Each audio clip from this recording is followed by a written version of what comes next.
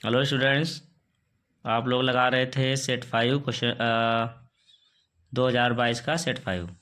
अब हम लोग क्वेश्चन नंबर लगाने वाले हैं 3। 2 तक आपके बता दिए गए हैं, तो 3 लगाने वाले हैं। ठीक। कहता है दो संख्याओं के वर्गों का अंतर है 180 और छोटी संख्या का वर्ग बड़ी संख्या का क्या गुना। ये थोड़ा गड़बड़ है भाई, 8 गुना है। तो संख्या ज्ञात करो। ठीक है ना, बहुत अच्छे से मान लेना है। माना बड़ी संख्या मान लिया जाए x और छोटी संख्या मान ली जाए क्या, छोटी संख्या मान लेते हैं y। तो क्या होगा, अब जब बड़ी संख्या छोटी संख्या मान ली है तो क्या होगा, इनके वर्गों का अंतर x² माइनस y² बराबर 180। समीकरण नंबर 1 क्लियर है। दूसरी बात क्या बोल रहा है, कहता है कहाँ गया, कहता है छोटी संख्या का वर्ग प्रश्नानुसार, छोटी संख्या का वर्ग प्रश्नानुसार लिखेंगे, छोटी संख्या का वर्ग बड़ी संख्या के 8 गुने के बराबर है। तो छोटी संख्या का वर्ग यानी y का स्क्वायर, बड़ी संख्या क्या है 8x है, तो उसके 8 गुने के बराबर है। तो समीकरण 1 व 2 से, बहुत सिंपल, समीकरण 1 व 2 से चलिए लगाते हैं इसमें। x² माइनस 8x बराबर 180, x² माइनस 8x माइनस का 180 बराबर 0। अब 180 के फैक्टर ऐसे करने हैं कि 8 आ जाए, तो 18 दहामन 180, 18x माइनस का कर देना प्लस माइनस 180, -18 + 10 करेंगे तभी तो -8 आएगा, और इनकी गुणा भी 180 आती है। x कॉमन, x माइनस 18 और 10 कॉमन, तो क्या होगा x माइनस 18 बराबर 0, x माइनस 18 और x प्लस 10 बराबर 0। तो यहाँ से क्या करना है, x माइनस 18 बराबर 0 करना है, x बराबर 18 हो जाएगा। ठीक, x प्लस 10 बराबर 0 होगा, x बराबर माइनस का 10 आएगा। बात समझ आ रही है, कितना आएगा, माइनस का 10 आ जाएगा। तो हम यहाँ पे क्या करने वाले हैं, चलिए संख्या हो जाएगी। अब समीकरण 1 में रख देते हैं, 1 या 2 में। तो हमने रखा समीकरण 2 से, रखा किससे रखा, 2 से। तो y² बराबर होगा 8 इंटू एक्स, 8 गुणे 18, 144 होता है। तो y बराबर आ जाएगा 12, y बराबर कितना आ जाएगा, 12 आ जाएगा। ठीक, तो हमारी संख्या क्या हो गई, संख्याएं हो गई हैं 18 और 12। बहुत ही अच्छा क्वेश्चन है, इंपॉर्टेंट क्वेश्चन है, इसको आप लगा लेंगे। क्लियर है, ठीक है ना। चलिए क्वेश्चन नंबर इसका अथवा वाला, इसी का अथवा देखते हैं क्या कहता है। अथवा देखिए, अथवा कहता है 2/3x plus y plus 1/3x minus y बराबर 1। और दूसरी समीकरण दी है 1/3x प्लस वाई और माइनस का 2/3x माइनस वाई बराबर -3/4। तो इस टाइप के क्वेश्चन को लगाने का एक सिंपल सा तरीका आपको पता है। सबसे पहले इसको मान लेते हैं, माना 3x प्लस वाई बराबर a मान लो, और 1/3x माइनस वाई बराबर b मान लो, और दोनों में लगाओ। तो क्या होगा, 2a प्लस b बराबर 1। समीकरण नंबर 1 बना ली। इसमें जब आप लगाएंगे तो क्या होगा, a माइनस 2b बराबर कितना, -3/4 तो होगा। देखो यहाँ पे आप रखिएगा a और ये हो जाएगा 2b और ये 3/4। अब क्रॉस मल्टीप्लाई करा के हल करते हैं, तो क्या होगा, 4a माइनस का 8b बराबर -3, समीकरण 2। अब हम लोग क्या करने वाले हैं, समीकरण 1 व 2 से। चलिए एक क्या है, 2a प्लस b बराबर 1, और इधर कितनी है 4a माइनस 8b बराबर -3। किसी एक के गुणांक तो बराबर करने पड़ेंगे। चाहो तो पहली में a के गुणांक बराबर कर लो या b के कर लो। तो मैंने क्या किया, मैंने इसमें गुणा कर दी है, 2 से कर देते हैं, 2 दूना 4 हो जाएगा। चलिए ये वाली समीकरण यहाँ पे लिखते हैं, क्या होगा, 2 दूना 4, 2b बराबर 2, और ये वाली ऐसे रखना, 4a माइनस 8b बराबर -3। चलिए घटाते हैं, ये घट जाएगा, 8 और 2 कितना हो जाएगा 10, और ये हो जाएगा 5। ठीक है, तो b बराबर आएगा 1/2 आएगा। क्लियर है, b बराबर कितना आ जाएगा 1/2, और b का मान हम किसी एक में रखते हैं। यहाँ पे देखिए पहला स्टेप इधर है, फिर इधर गया, b का मान कौन सी समीकरण में रखते हैं, जो सस्ती समीकरण होगी उसी में रख देते हैं। आपकी जो सस्ती समीकरण है पहली है, ठीक है, पहली से ही रख देते हैं। 2a प्लस बी बराबर 1 है, तो 2a प्लस 1/2 बराबर 1। तो यहाँ से क्या होगा, 2a बराबर 1/2 बचेगा, ये उधर जाएगा, घट जाएगा। तो हमारा जो a आएगा वो a आएगा 1/4। a बराबर कितना आ जाएगा, 1/4 आ जाएगा। समझ में आया। चलिए नेक्स्ट देखते हैं।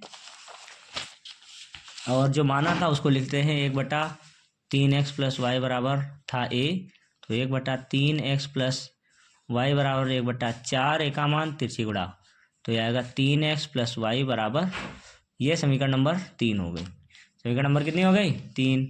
और इसको हमने माना था b, तो ये आपका हो जाएगा कितना मान था, देखते हैं। b का मान 1/2 था, तो b का मान लगा देते हैं 1/2, तो क्या होगा 2 बराबर 3x माइनस वाई बराबर 4, ठीक है ना। तो समीकरण 3 और 4 से, समीकरण 3 व 4 से 3x प्लस वाई बराबर 4, 3x माइनस वाई बराबर 2, इसको घटा देंगे, सॉरी जोड़ देंगे, 3 3 6 हो जाएगा, बराबर 6, x बराबर 1 आ जाएगा। x बराबर कितना आ जाएगा 1, x का मान लगाते हैं, समीकरण 3 से लगा दे हैं। 3x प्लस वाई बराबर कितना था 4, तो 3 प्लस वाई बराबर 4, वाई बराबर 1, तो x बराबर 1, वाई बराबर भी क्या आ जाएगा 1 आ जाएगा। दोनों में कितना कितना आ जाएगा, 1 1 आ जाएगा। चलिए क्वेश्चन आगे बढ़ते हैं। क्वेश्चन नंबर 4, एक ठोस शंकु के आकार का है जो एक समान आधार त्रिज्या के अर्धगोले पर अध्यारोपित है। अर्धगोले का वक्रपृष्ठ शंकु का वक्रपृष्ठ समान हो तो शंकु की त्रिज्या ऊंचाई का अनुपात ज्ञात करो। बहुत अच्छा क्वेश्चन है और इस टाइप के क्वेश्चन काफ़ी पूछे जाते रहे हैं। तो चलिए हमने एक अर्धगोला बना लिया और उसके ऊपर एक हमने शंकु बना दिया, ठीक है ना। अब देखो जब ये शंकु एक दूसरे के ऊपर रखे हैं तो इनकी त्रिज्या बराबर होगी। तो मान लेना, माना अर्धगोले की त्रिज्या r, और यही त्रिज्या काय की होगी, शंकु की भी होगी, ठीक है ना। दोनों की त्रिज्याएं तो बराबर होंगी ना। अब शंकु की ऊंचाई मान लेते हैं h, शंकु की ऊंचाई क्या मान लेते हैं h, शंकु की ऊंचाई मान लिया, शंकु की ऊंचाई बराबर h मान लिया। जो दिया है उसका हम फायदा उठाएंगे, दिया है भाई, फायदा कहता है अर्धगोले का वक्रपृष्ठ, अर्धगोले का वक्रपृष्ठ बराबर किसके है, शंकु का वक्रपृष्ठ, शंकु का वक्रपृष्ठ। जब ये बराबर दिया है तो शंकु की त्रिज्या और ऊंचाई का अनुपात ज्ञात करना है। तो पहले जो दिया है उसका पहले फायदा उठाते हैं। अर्धगोले का वक्रपृष्ठ 2πr², शंकु का वक्रपृष्ठ होता है πr_l।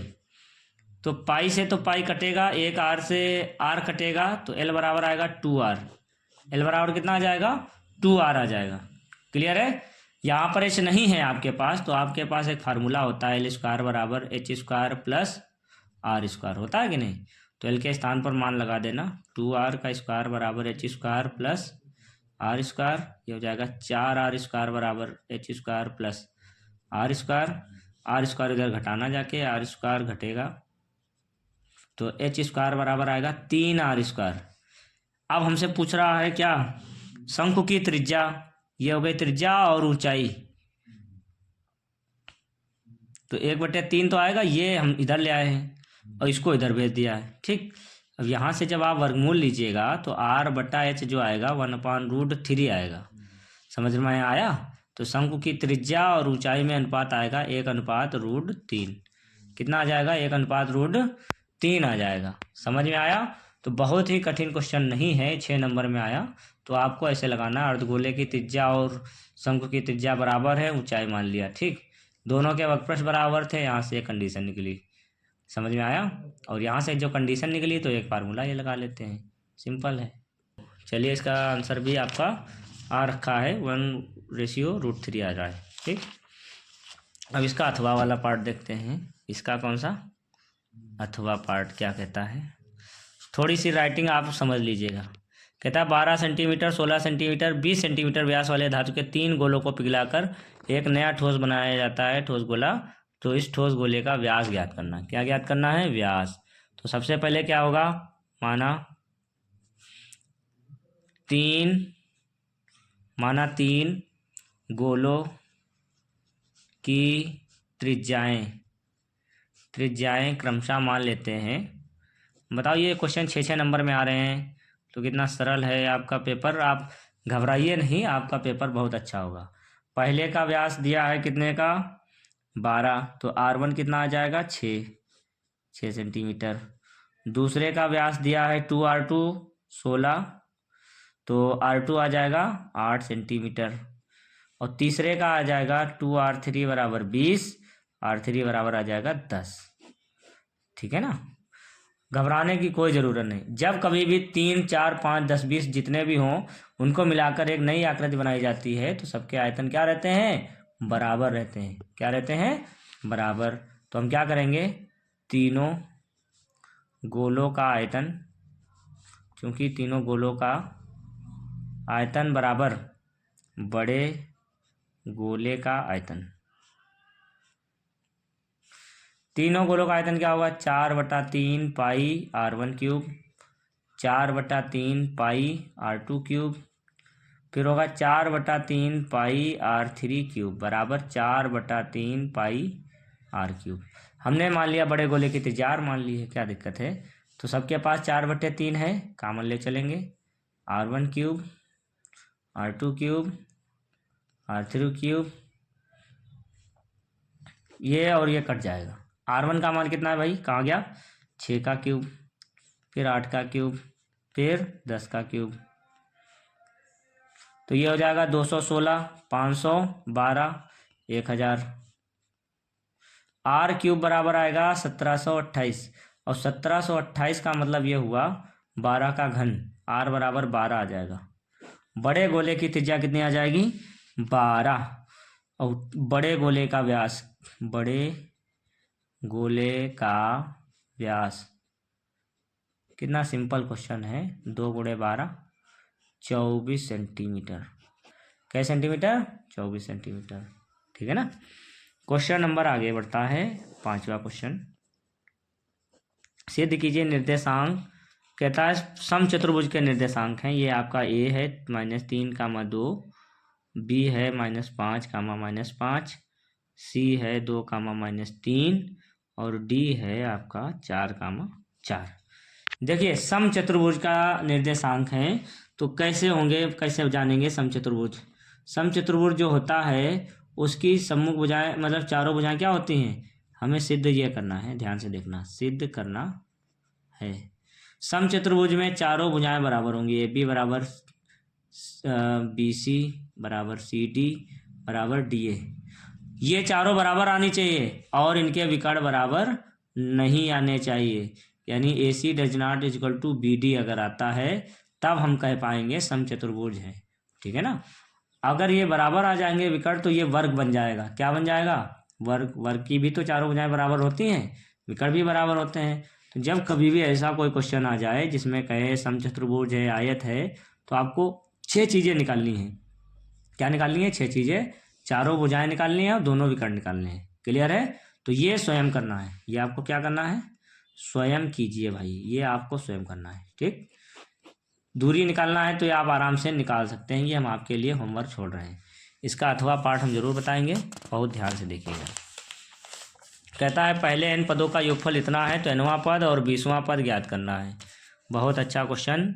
n पदों का योगफल दिया हुआ है 1/2, 3n² + 5n, और इसका 20वां पद भी ज्ञात करना है, ये भी ज्ञात करना है। समझ में आया, बात क्लियर है। nवां पद निकालना होता है तो आप ध्यान से समझ लीजिए, जब कभी भी nवां पद निकालना है तो मान लेना, माना प्रथम पद, प्रथम पद कितना हो जाएगा भाई, A मान लेते हैं। अरे यार इसकी कोई जरूरत नहीं, S1 निकालो सीधा, एक बार निकालो तो क्या आएगा, 3 × 1² + 5 × 1, 3, 5, 8/2 यानी 4 आएगा। S2 कितना आ जाएगा, 1/2, 3 × 2², 5 × 2, 10, ये हो गया 10, और 4 × 3 12, और 10, 22/2, 11 आ जाएगा। ऐसे निकालते रहेंगे, सब तो नहीं निकालेंगे, हमें nवां पद निकालना है, तो आप जान लीजिए nवां पद। एनवां पद हमेशा याद रखना S n minus S n minus one होगा। ठीक है, एक उससे कम वाला घटा के आ जाता है। अगर आपको 20वां निकालना है तो आप क्या करिएगा, एस 20 माइनस एस 19। ठीक है, तो आपका वो 20वां पद। तो जब कभी भी आपको ऐसा कोई क्वेश्चन आ जाए, एन पदों का योगफल दिया हो और एनवां पद पूछेगा, तो आपको क्या करना है, एस एन माइनस वन होता है। ठीक, एस एन का मान 1/2 3 एन स्क्वायर प्लस 5 एन। ठीक है, एन माइनस वन का मान का मतलब यह है जहाँ जहाँ एन है वहाँ पर क्या रखना है, एन माइनस वन रखना है। क्या रखना है भाई, एन माइनस वन। ठीक है ना, जहाँ जहाँ एन है वहाँ पर क्या लिखना है, एन माइनस वन। देखिए दोनों के नीचे हर बराबर है, दो दो है, तो यहाँ पे क्या बनेगा, 3 n square plus 5 n minus 3। इसका होल स्क्वायर खोलेंगे तो एन स्क्वायर प्लस 1 माइनस का 2 एन प्लस का 5 एन माइनस का 5। क्लियर हो गई बात, बोलो क्लियर है। अब क्या करेंगे, ब्रैकेट खोलने वाले हैं, गुणा करके ब्रैकेट खोल देंगे तो क्या होगा, 3 n square plus 3 n minus 6 n plus का 5 एन माइनस का 5 बटे में 2। चलिए ब्रैकेट खोलने जा रहे हैं, 3 n square plus 5 n minus 3 n square minus 3 plus का 6 एन माइनस 5 एन प्लस का 5 बटे में 2। 3 एन स्क्वायर से 3 एन स्क्वायर खत्म, 5 एन से 5 एन खत्म, 6 एन बचा और 5 में से 3 जाएगा, 2 बचेगा बटे 2, 2 से कॉमन लेना, 3 एन प्लस 1 आएगा। ठीक है ना, तो यही तो आया आपका एनवां पद। कौन सा पद आया, एनवां पद आ गया। अब आपसे पूछ रहा था 20वां, तो बड़ा सिंपल है यार, 20वां तो आप लिख देना 20वां पद, 20वां पद। तो क्या करना, एन के स्थान पर 20 लगा देना, हो गया 61, बात खत्म। ठीक है ना, तो ये क्वेश्चन ऐसे लगेगा। अब इसको अच्छे से संभाल के रखिए। तो आज आपका ये सेट हो गया है कंप्लीट, 5 सेट, और इसके आंसर भी सारे आ रहे हैं। ठीक है ना, तो 5 सेट आपके कंप्लीट हो गए हैं। अब आपको क्या करना है, ये 5 सेट कंप्लीट कर लेना है। 5 सेट क्या करना है, कंप्लीट कर लेना है, और फिर छठा सेट आप लोग लगाएंगे। Okay, thank you.